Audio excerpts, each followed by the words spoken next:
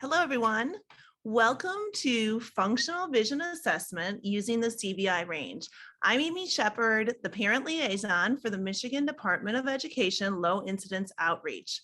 I'm also a substitute teacher for the Washtenaw Intermediate School District, teachers for the visually impaired team, and I have my Perkins-Roman CVI Range endorsement. I'm joined today by Sarah Crutchlow and Joanna Brutvan. Sarah, tell us a bit about yourself. Hi, I'm Sarah Crutchlow, and I am working at Van Buren ISD. I'm an itinerant teacher for the visually impaired and certified orientation mobility specialist. And I also have the Perkins-Roman endorsement through the CVI Range. Hello everyone, I'm Joanna Brutvan, and I currently work as an education consultant for the Michigan Department of Education Low Incidence Outreach. It's such a pleasure to record this here today for you about the range assessment. I've been working here in Michigan as a TVI for the past 22 years. I have an endorsement in early childhood as well as being a Perkins-Roman endorsed CVI specialist. If you're wondering what the CVI endorsed specialist is, this means that we have shown through a series of tests that we can administer the CVI range with reliability. We have an understanding of the assessments and all of the components involved. We have a lot of information that we want to share with you in this video, and we are excited to get started.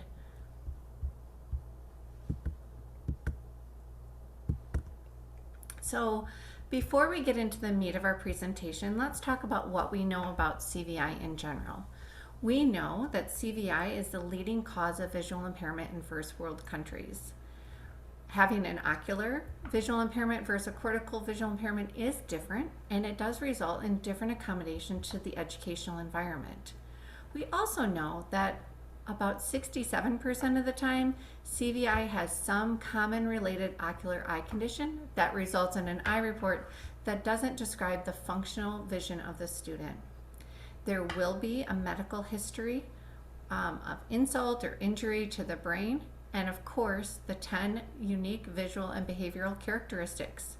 Sarah, share a little bit about what we know about the CVI range. Okay, so what do we know about the CVI range? So we know that it is a functional vision assessment. Okay, we know that based on the guiding principles, we always start with an assessment when program planning. Phase 3 students are the hardest to assess and often even detect. We know we evaluate beginning at age 9 months, and our students between the age of 9 months and 3 years should be evaluated twice a year, then annually after that. Sandra Newcomb completed the reliability of the CVI range study in 2009. So Amy's going to move us into the framework for assessment. So once it's determined that a CVI range assessment is needed for a child, it's then necessary to compile relevant data about how the child currently uses their vision for everyday performance. The CVI range framework for assessment relies on 3 key components: the interview, observation, and direct assessment. Each component enables an assessor to obtain vital details about a student's present level of functioning. All CVI range assessments should start with interviews. Information learned from interviews can help set the stage for meaningful observation and accurate direct assessment. Parents, caregivers, school personnel all have valuable insider knowledge about how a child performs in their various living and learning environments. While they may not know specific words and labels from CVI vocabulary, they do know their child's likes and dislikes. They may also have concerns about unusual behaviors that they've noticed, which could be key to identifying how their child's functional vision is being impacted with regards to the 10 characteristics.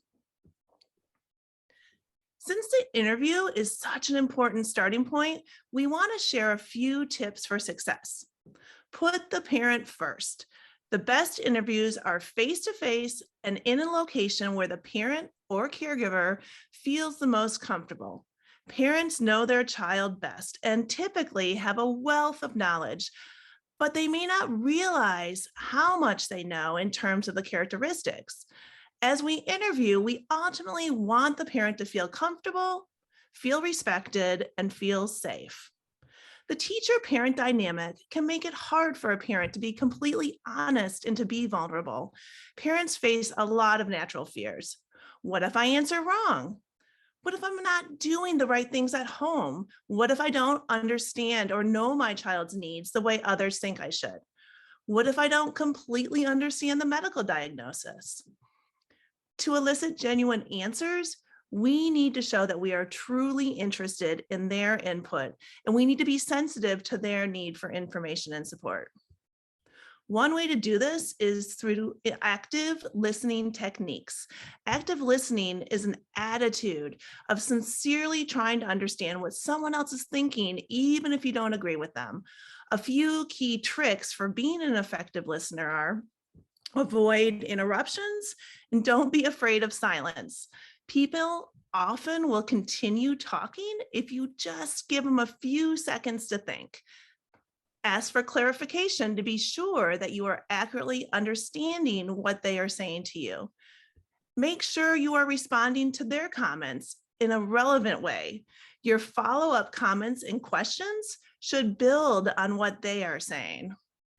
Which leads me to my third interview tip, which is to ask open-ended questions.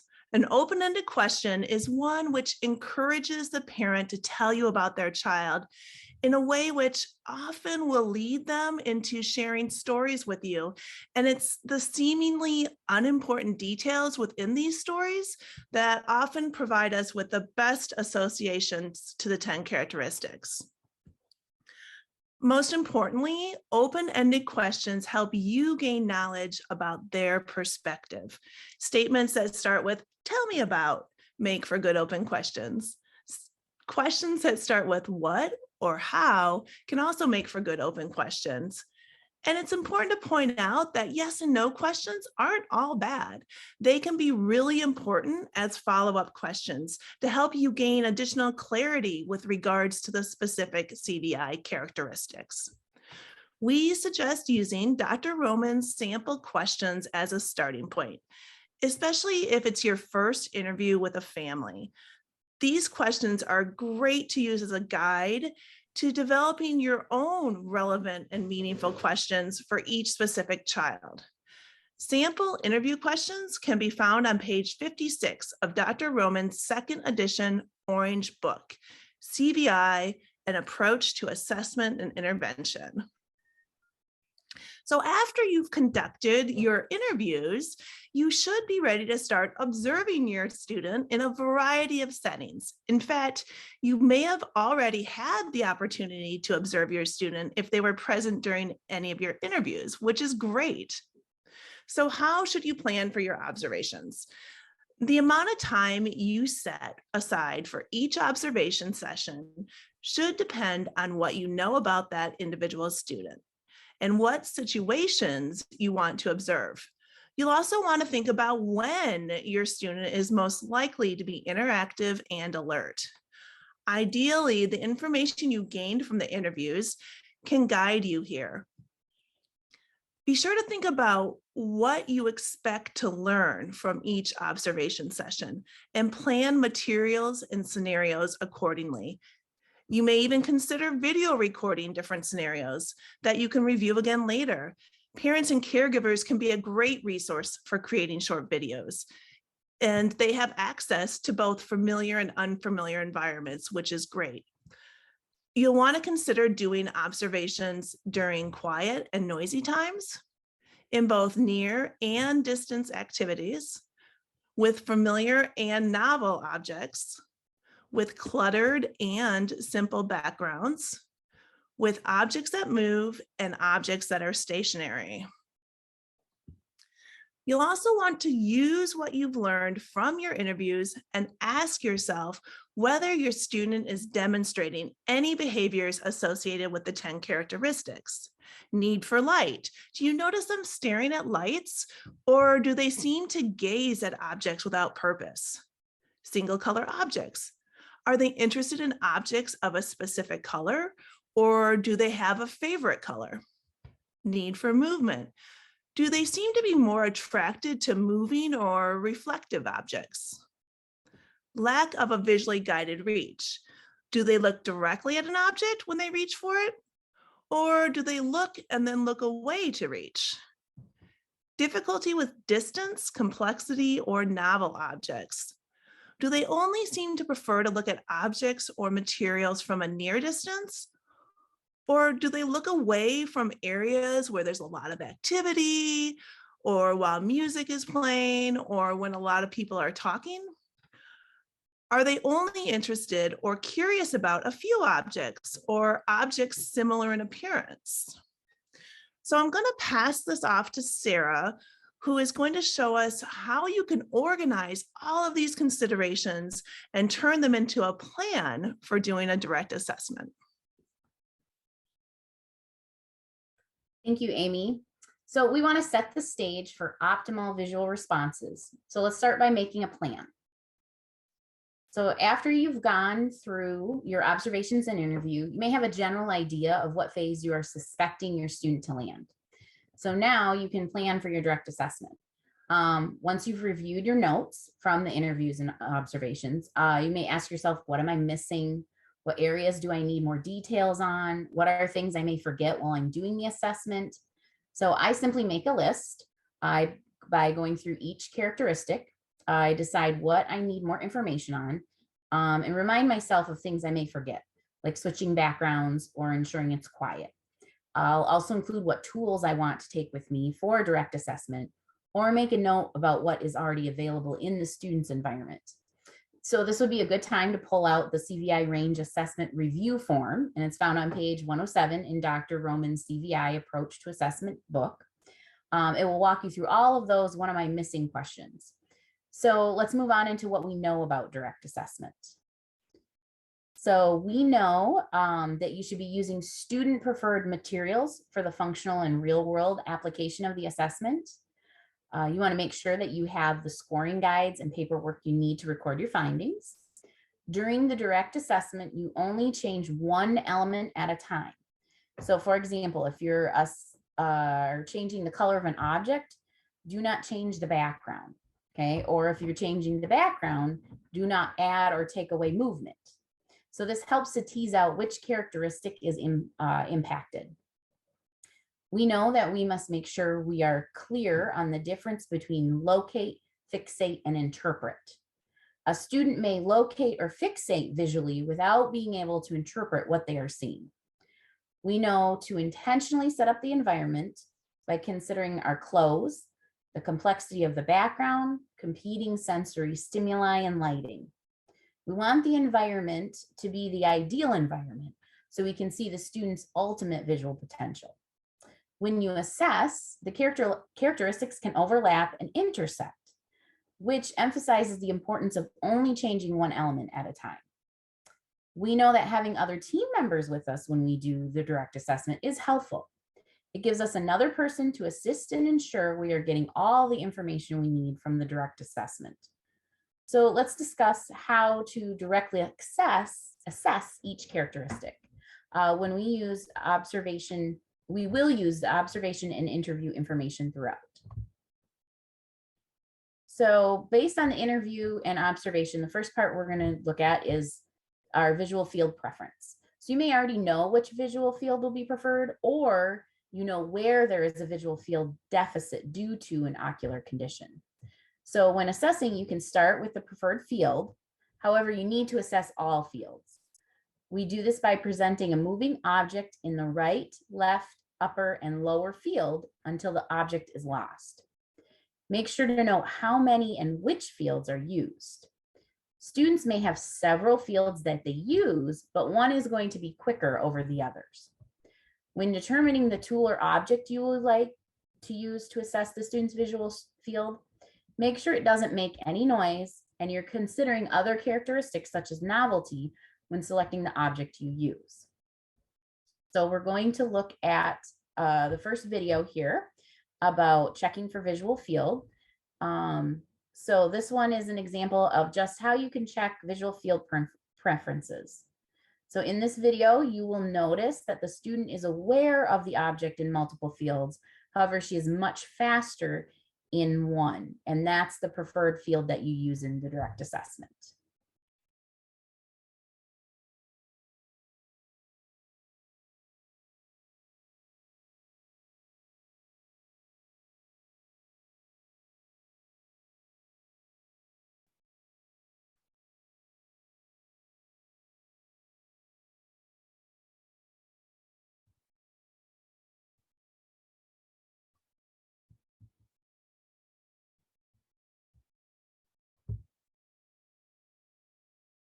Okay, so now we have a second video of checking visual fields. In this one, you'll notice that there's purple pom-poms. They don't stand out in the black background. So you may be thinking she won't be able to see them because of lack of contrast. However, remember that cortical visual impairment isn't about the contrast about the item against its background. It's about the complexity of the object or background. So purple pom-poms used here are the student's preferred color. You will notice that she doesn't regard the pom-poms until she's tactically encounters them. And then once the pom-poms are brought into her preferred visual field, she reacts right away.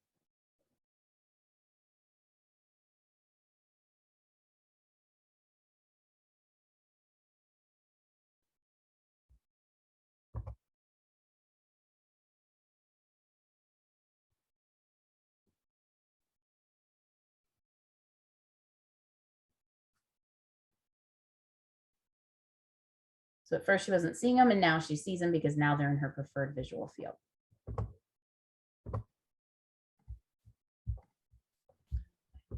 All right. So you were likely able to identify whether your student has a preferred color preference during your interviews and observations. If so, you'll want to present objects that include your student's preferred color and then compare their looking behavior when objects of a non-preferred color are presented. For example, if red is the preferred color, you can first introduce a red balloon and jot down the student's visual responses. Then try introducing a blue balloon and compare. The important thing to remember here is that you are assessing the degree to which color is necessary to establish or sustain visual attention. It's also important to assess how your student responds to objects with multiple colors. So using that red balloon again, notice how your student responds to a balloon with red and blue stripes, or perhaps a balloon that is blue and has red and yellow polka dots. This provides you with assessment data about color preference as well as complexity. So what tools do you want in your bag of tricks? You'll definitely want some favorite objects and preferred colors. And then be sure you have some objects that include a preferred color, but also have additional colors. And the objects that you choose can be, there's just so many varieties of objects that you can choose. You could do balloons, balls, blocks, cars, or anything else that your student enjoys using or would be age appropriate.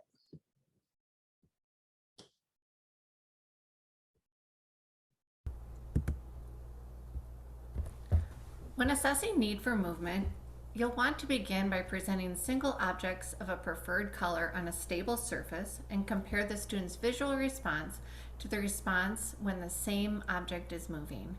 You're watching to see if movement of an object is required to gain the student's visual attention, keep their attention, or not needed at all.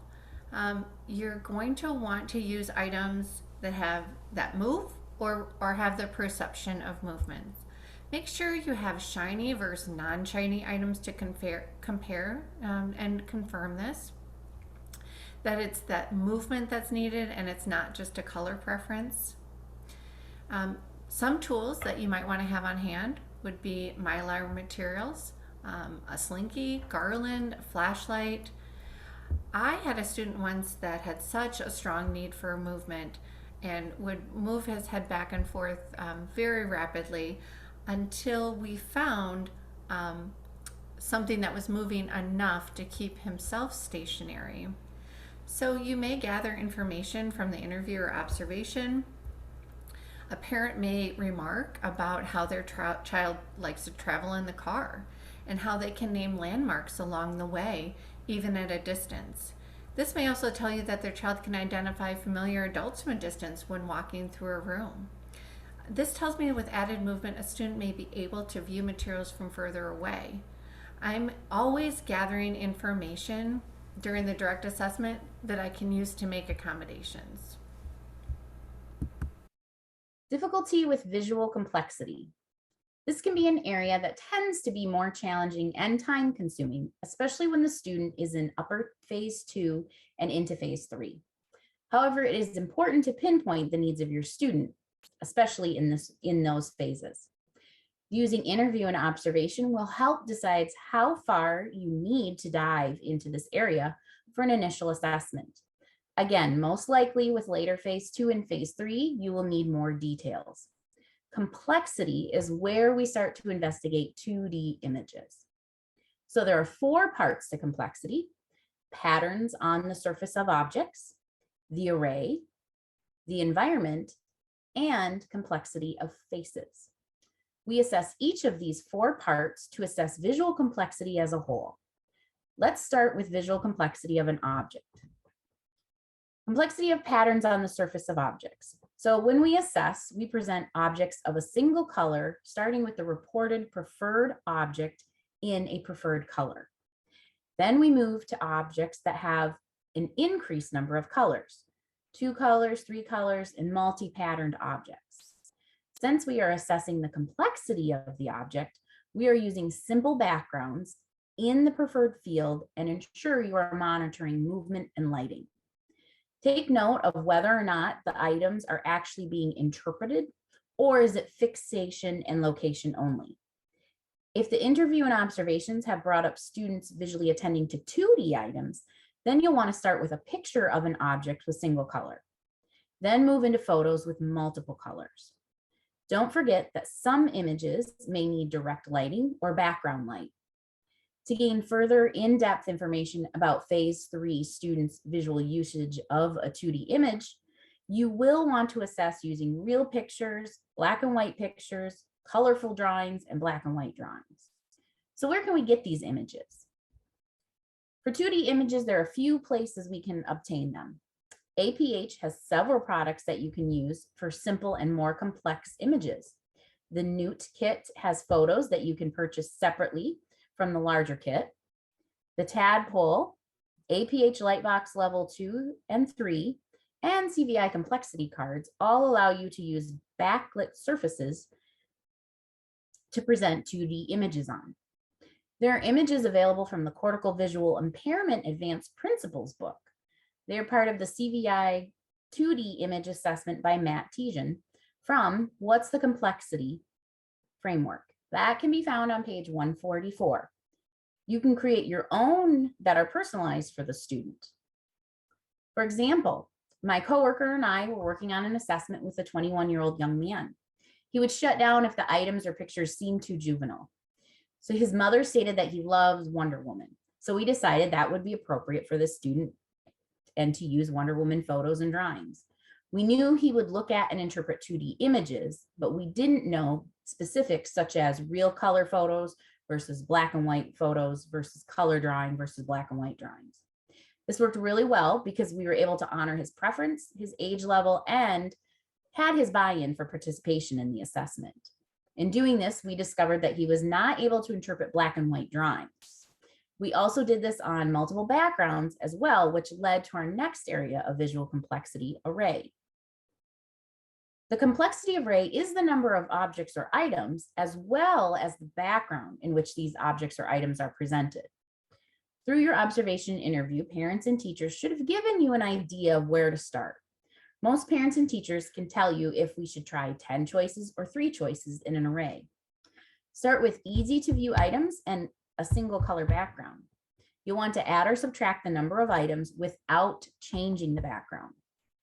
Once you have determined the ideal number in the array, then you will want to try different backgrounds to increase complexity. So for the examples on the slide, you have a very simple example of visual array. The first picture has a duck, a frog, and pig, which are presented on a black background. Is the student able to view them, identify them? What happens when you change the background as shown in the second picture? You can see the same simple objects, but you have added complexity. Does the student still have a visually guided reach? Or are they using tactile skills to find the familiar items? All questions to know about adding visual complexity to the array. When assessing a student, I found that 3 items in an array was the ideal number of items. However, the student was able to interpret 3 objects on a solid background. However, on a complex background, the 3 objects were lost. It is important to assess the number of objects or pictures. However, make sure to include different backgrounds to get the full understanding of what your student can do visually. Complexity of sensory environment includes sound, light, smell, and movement in the room. When assessing, you want the ideal sensory environment for the student, which you should be able to get from the interview and observation portion of the assessment.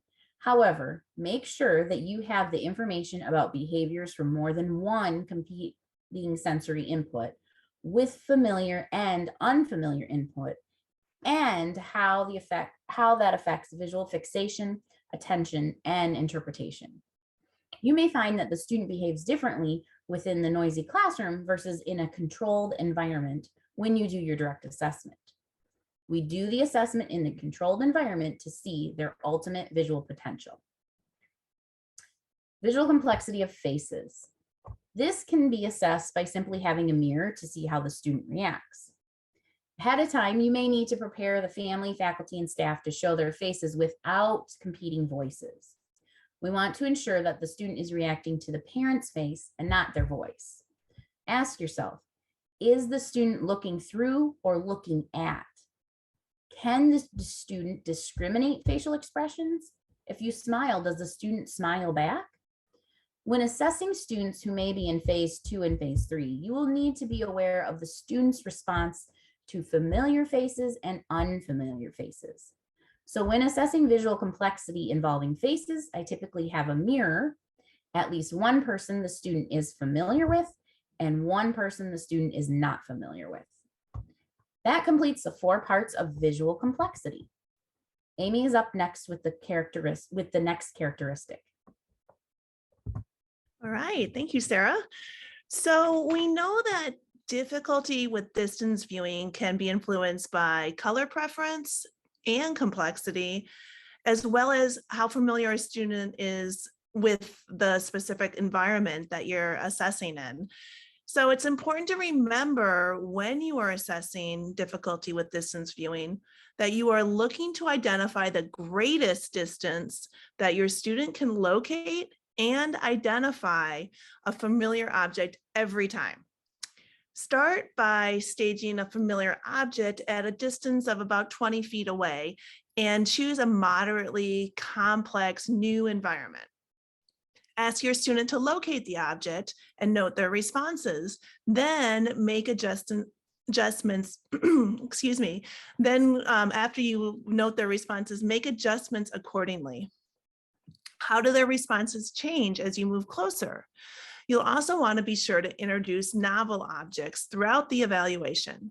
Keep in mind that you are observing whether your student is able to locate, fixate, not just glance at, and identify the object.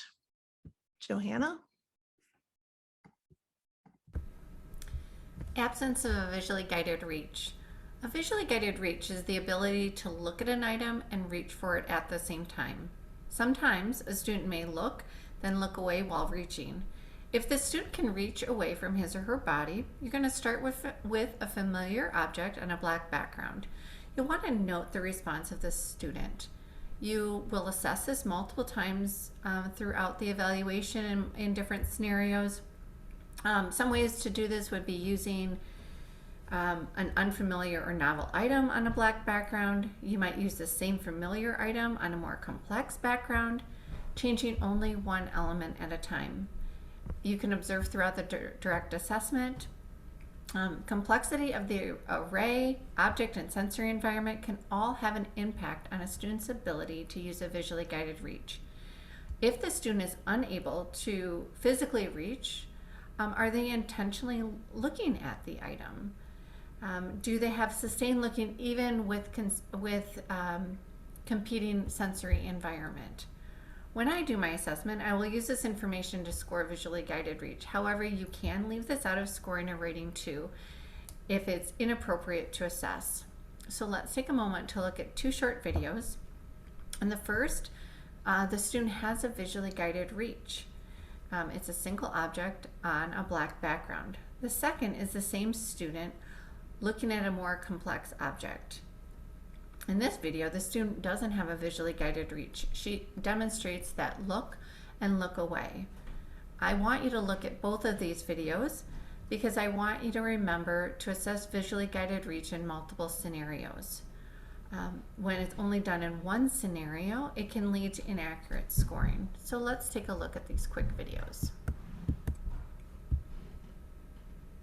Here's the first video where the student is displaying a visually guided reach. No.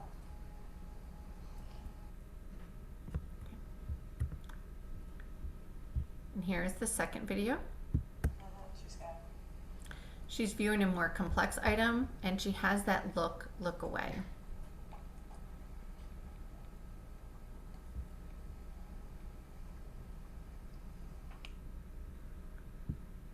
She's got. All right. So need for light. When choosing a location for your direct assessment, make sure you can control the lighting of the room. Depending upon the student, especially students in early phase 1, you may spend the majority of the direct assessment in a darkened room because you're trying to get their visual potential. You want to ask yourself, does the student only attend with added light? Does the student need added light to gain initial attention or all the time? Is light a distractor? Is the student defensive to light, or are they light sensitive? Is backlighting needed for discrimination? So during your observation, make sure that the student is near a primary sources of natural and artificial light. Ask in your interview if there are times when the student is light gazing or appears if they're looking through you. This may be minimal or it may happen frequently.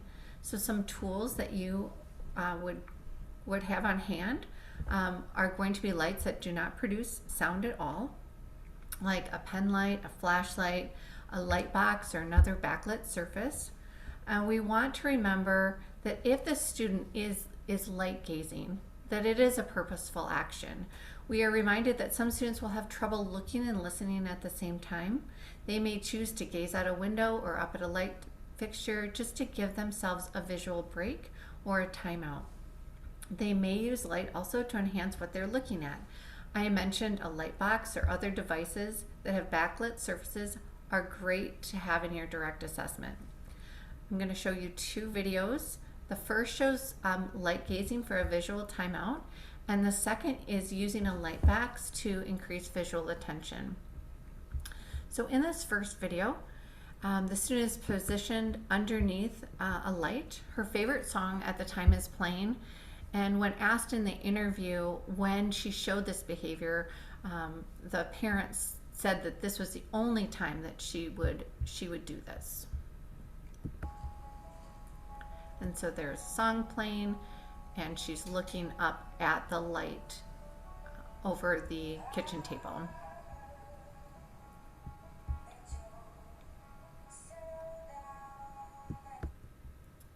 So in the next video that I'm going to show you, the student who's about a 5 on the CVI range at the time we're looking at how to perceive 2D images.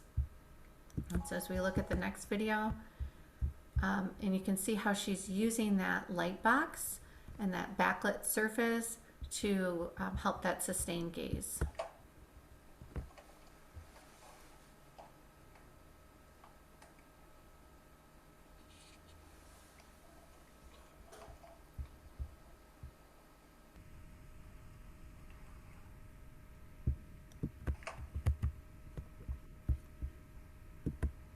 Okay, atypical visual reflexes. So we're going to attempt to elicit the visual blink and visual threat reflexes several times throughout the assessment.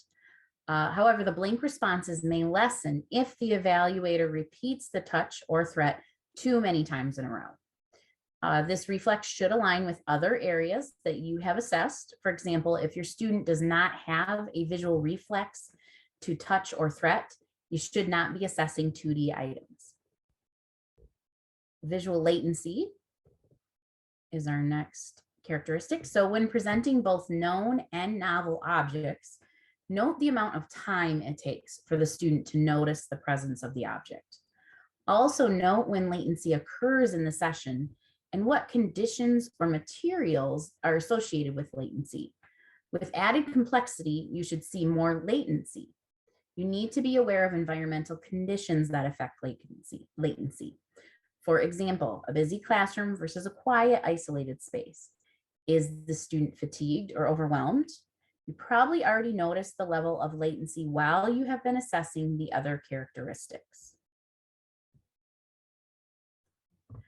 Difficulty with visual novelty. This should be quick because you should be aware of this throughout the entire assessment. Present objects that are familiar, and then present objects that are novel. Assess how visual behaviors change when comparing a familiar object to a novel object. You can use very simple objects for this task. All right, so we made it through the 10 characteristics in our direct assessment. Amy's going to talk about assessment materials. All right, thank you, Sarah. What should be in my assessment kit? This has got to be our most frequently asked question. And while we can't give you a perfect use this every time list, we can provide some tips for choosing appropriate items based on what we know about assessment materials. We know that it's important to use student preferred objects. And when we say preferred, we mean familiar objects, ones that they look at every day. And they don't necessarily have to be toys. They can be objects that are used for functional tasks. For example, if your student loves drinking Coca-Cola from a can, you could include a can of Coke in your assessment kit. A student in early phase 1 may only have 1 or 2 familiar items that you can use, but a student who's in phase 3 should have many favorite items for you to choose from. You'll want to be sure that your bag of tricks includes a variety of tools that can add light. Flashlights, clip-on lamps, a light box, or an iPad are all great examples. Note your students' visual responses to that same Coke can with light and without light. You may need to include items that create movement or that are shiny to elicit movement-like qualities. Does your student need you to shake the Coke can or hand it to them in order for them to attend to it? Or is it the shiny quality of the Coke can that can attract and hold their interest? You'll also want to be sure that you have a variety of materials with complex backgrounds. These materials could include a black cloth or an invisiboard, and also have a few fabric pieces that have more complex backgrounds, such as the one that Sarah showed earlier that has a busy pattern or busy images on it. Present that same Coke can in a variety of complex backgrounds and compare your students' responses. Also, be prepared to present a variety of images of a familiar object. For example, show them an actual picture of a Coke can, followed by an artistic drawing of a Coke can, or even an image of black and white Coke cans. You'll also want to be sure to include multiple simple and complex objects in order to control and alter the complexity of array. Going back to that Coke can example, you can observe how your student responds when 2 Coke cans are presented, and then keep adding an additional Coke can to ultimately determine how many Coke cans they can visually tolerate at one time. You might also show your student a can of Pepsi next to a can of Coke and note their response, or an array of Coke cans mixed in with a variety of other types of cans. For students in the higher phases, You can then use all of those objects and pictures to see how your student performs with matching and sorting activities. Keep in mind the order of difficulty. Asking a student to match an object to another object may be easier than matching an object to an image of that same object. Asking a student to sort all the objects by color may be easier than sorting them by a specific salient feature. Asking a student to point to an object may be easier than asking them to tell you what they see.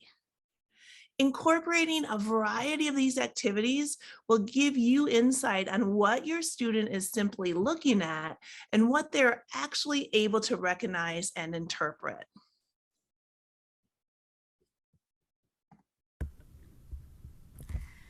All right, let's talk about scoring the range. So now we're going to bring all of that information together that you've gathered. You've done the hard part. You have taken the time to do thoughtful observations, insightful interviews with all of those key individuals. You've done the direct assessment, but what does it all mean is the question that we have. How can you use the information that you've gathered to make meaningful accommodations for the student? And as we know with thoughtful planning, beginning with assessment, progress is not only possible, but it is likely. That's one of my favorite Dr. Roman quotes. So we're going to take a look at how to use rating 1 and rating 2. Before we get started with all of the parts, so let's just talk about what we know about scoring the range. So first and foremost, after the direct assessment, you're going to want to score right away. While it's fresh in your mind, while your notes still make sense, even if you have the luxury of videotaping, we know that you want to score as soon as possible. The next piece that we know is that you're going to want to score as a team. We also know that if it's your first time assessing the student, that we start at the beginning of the forms. However, when you are reassessing a student, you can start in their cluster of plus symbols. Equally important, you are making sure that you are using all of the most current instruction and forms. There are differences between the first edition of Cortical Visual Impairment, an approach to assessment and intervention, and the second edition. The forms and scoring guides are different. So on the slide you see here is a picture of the outside cover of the second edition of the book. It's orange and it is available for you, but you'll want to make sure you're using that orange book. As we talked about a minute ago, having all of the forms readily available is a must. You must never do the scoring without rating 1 and rating 2 scoring guides.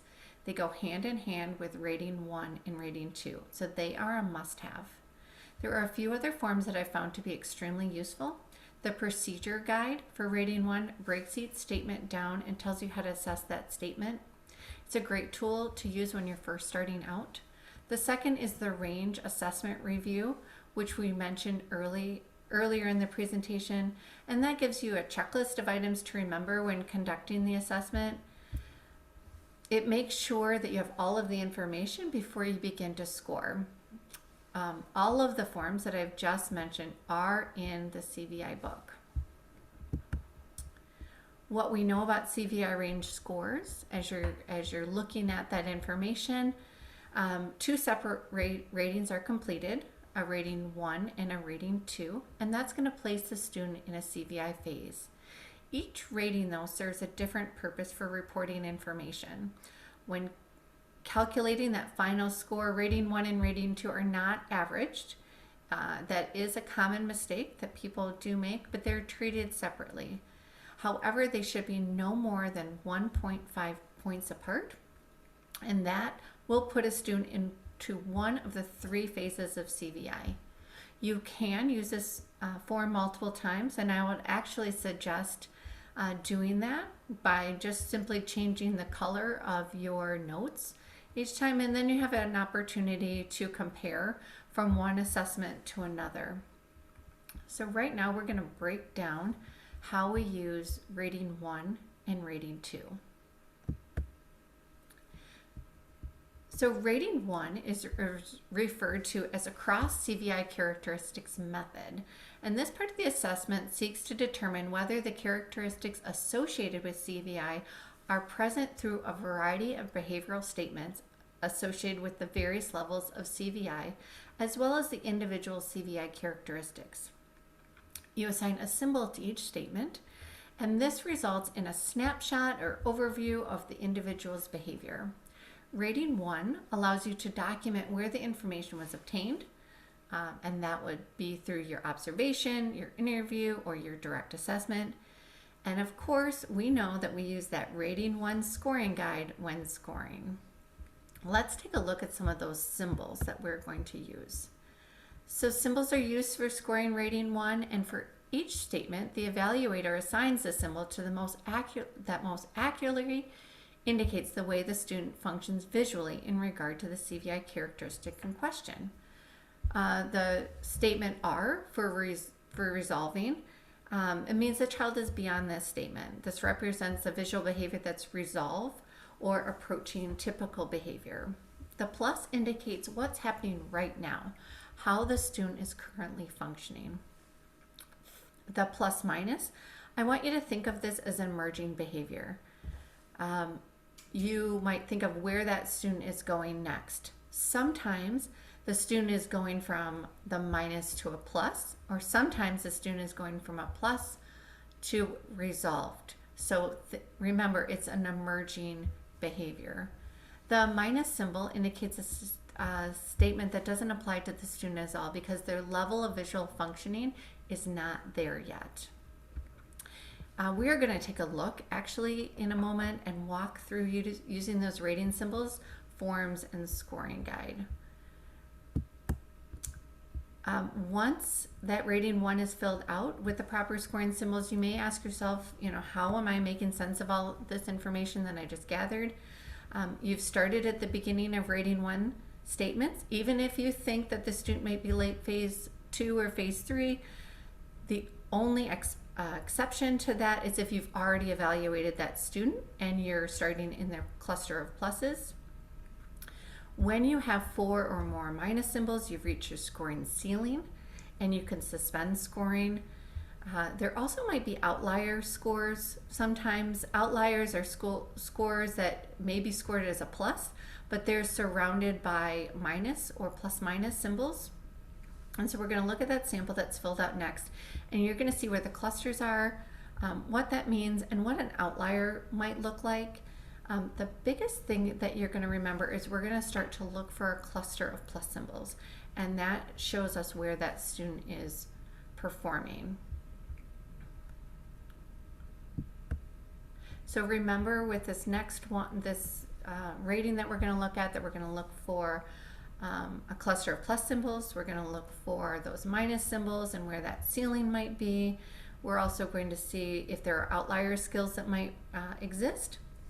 I'm going to show you where the cluster of plus symbols are in the evaluation that we're going to look at. And as you read each statement, I want you to ask yourself, does this statement describe my student right now? If the answer is yes, then you're going to score a plus. If the student is functioning beyond that statement, it's an R for resolved. And then if they're not quite there yet, then that is a minus. So let's just jump to the sample. So this is an example of the CVI Range Rating 1 filled out. Just at the top, it has your basic information about the student.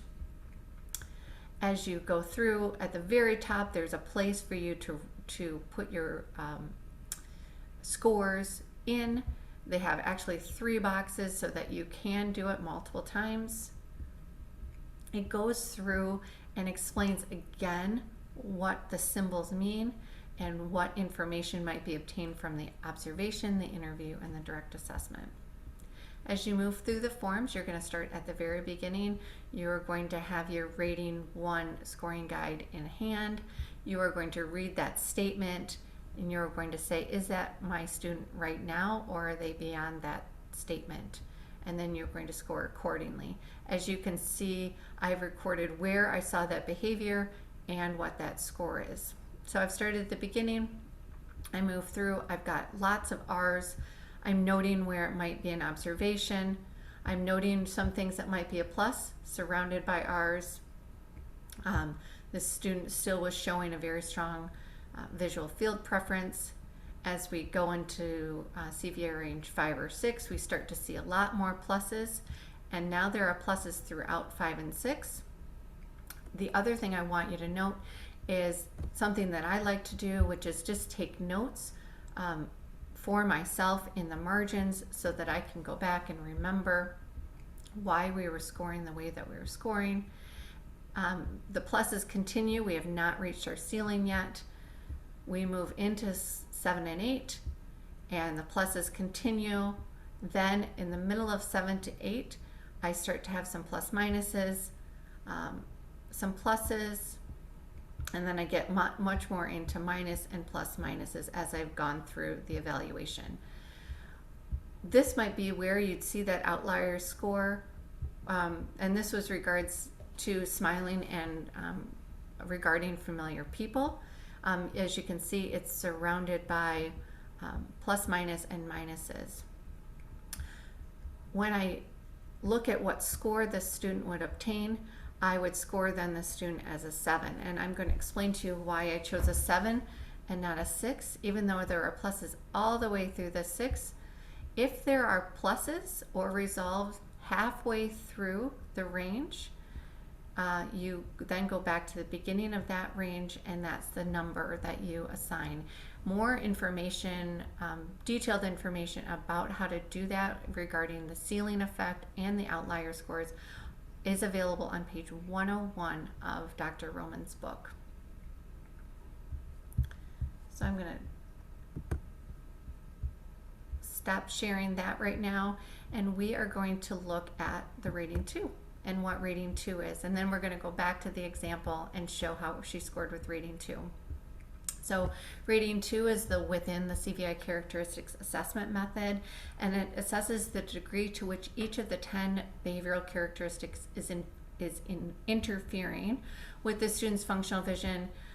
It provides an overview or composite perspective of the extent to which the impact of CVI is interfering with the student's use of vision.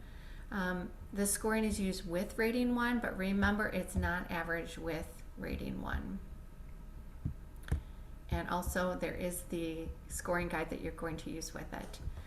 So ratings for CVI rating 2 scoring, each of the characteristics has a numerical value from 0 to 1, is assigned, and its correspondence to the level of functioning observed based on the continuum from full effect of the characteristic to approaching typical functioning or refining of the characteristic.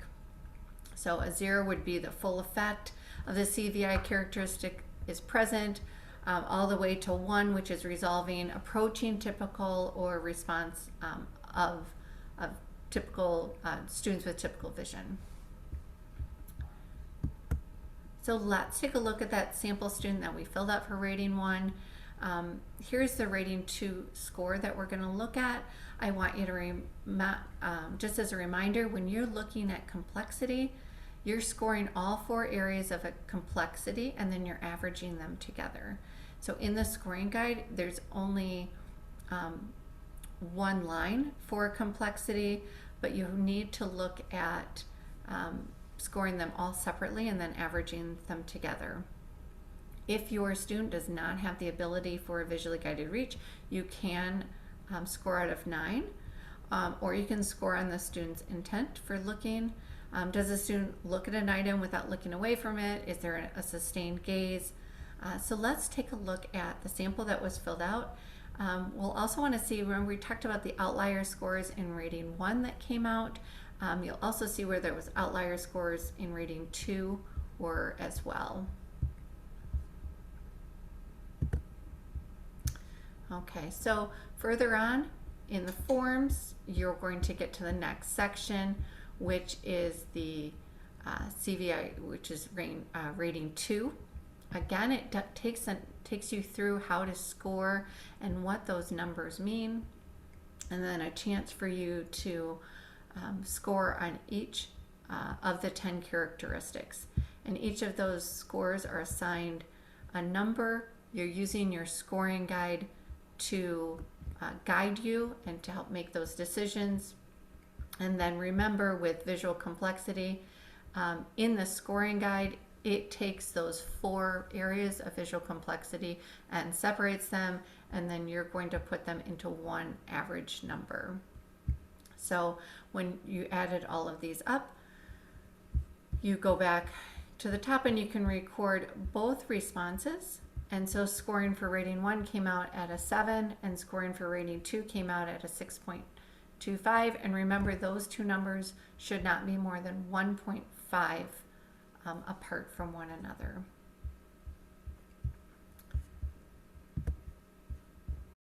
Once the CVI range is scored, you'll find yourself with a number from 1 to 10. These numbers are grouped together to provide a snapshot of a student's current functional vision with respect to each of the 3 phases. Phase 1 includes students who score a 1 to 3 on the range. They are building visual behaviors. A student who scores a 1 to 2 is demonstrating minimal visual response.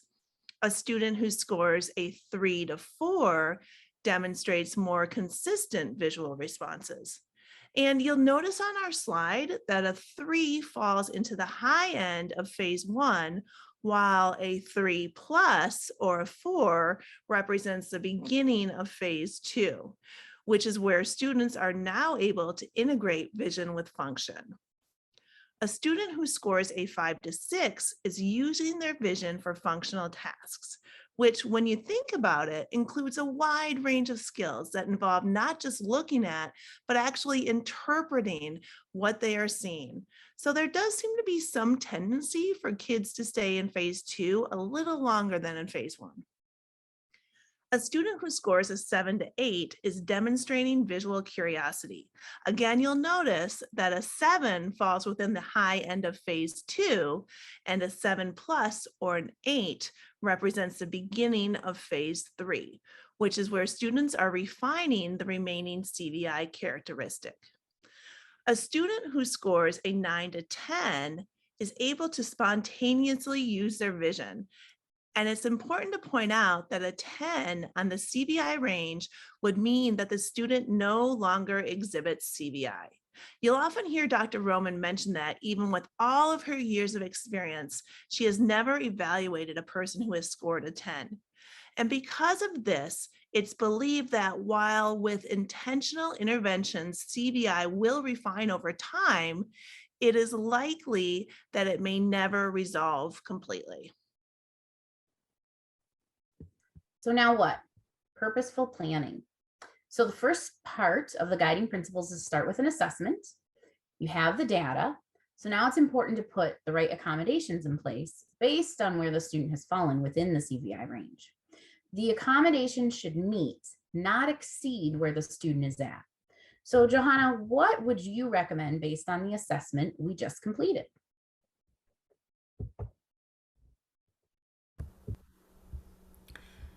So let's take a look at what Amy just shared about range scores and purposeful planning in general to come up with a plan for assessment or plan for this student. As you recall, she scored a 7 on rating 1 and a 6.25 on rating 2, and that means that the student is in late phase 2. What we know about phase 2 is that the student is using their vision for functional tasks, and just at the very beginning of demonstrating some visual curiosity. According to Dr. Roman, in phase 2, all activities should be designed to encourage the student to use vision in order to affect change, create an impact, and allow the student to experience self-directed reward. So those tasks can be designed to pertain to choice making, self-help routines, fine motor development, cognitive tasks, or self-amusement. So let's take a look at this, the sample student, and using the 10 characteristics to guide intervention. What does that mean for materials and presentation? So I've got some of the characteristics on the slide and some adaptations to be considered. Early earlier in the assessment, we talked about intersectionality. The same is true here with accommodations. So all of the characteristics are intertwined. So let's talk about the characteristics you can see, and they don't stand alone. So if we start with color, I know that in phase 2, the student is looking at a variety of colors. We know there's a known preferred color to highlight salient features of novel items. For this student who's learning letters, that might be highlighting what makes the letter T different from the letter L. When considering difficulty with visual complexity still needs to be controlled, but as the student moves into phase 3, more patterns, noise, and complex backgrounds are going to be tolerated. We know that the student can use 2D materials, and she's interpreting them. And those images, though, are still pretty simple. We can still use those 2D images. So there is a need for light. We know that from our direct assessment that she was able to be positioned by natural light. We know that we could use the iPad or the light box to present new images on.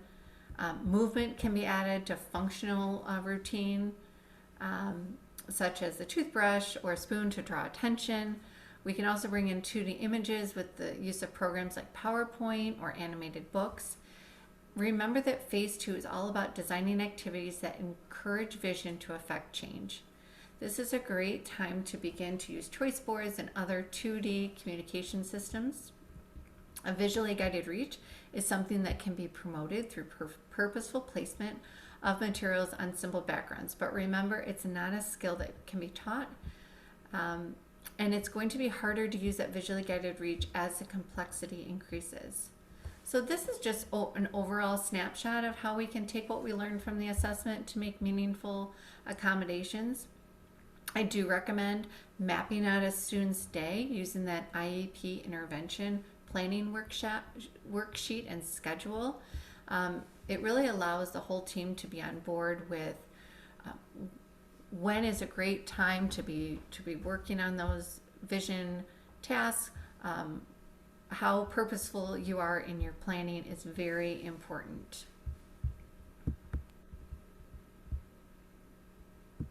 Thank you. So our main resources that we've been using comes from Dr. Roman's An Approach to Assessment and Intervention, the second edition, and the companion book, Cortical Visual Impairment Advanced Principles.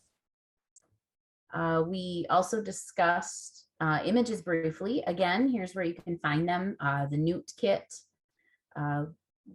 cards with color and black and white photos, APH Tadpole Interactive Images ebook, the APH Lightbox kit level 2 and 3, and then also you can use CVI Complexity Sequence ebook and in the interactive cards. If you need to start digging a little deeper, you can look into a couple of areas. More detailed 2D image assessment can be found in the CVI Advanced Principles in the What's the Complexity Framework by Matt Tijan. Additionally, you can also utilize CVI Sensory Balance, which is an LMA for students with CVI. The CVI range is a great tool, but just one of the many tools that are out there for working and assessing students with CVI. Use what works best for your individual student to properly assess and maximize their ability to access their environment. Other places to access information are the teach-CVI, teachcvi.net, CVI Scotland, and CVI Now, which is Perkins School for the Blind. So thank you for joining us today. Please feel free to contact us with any questions.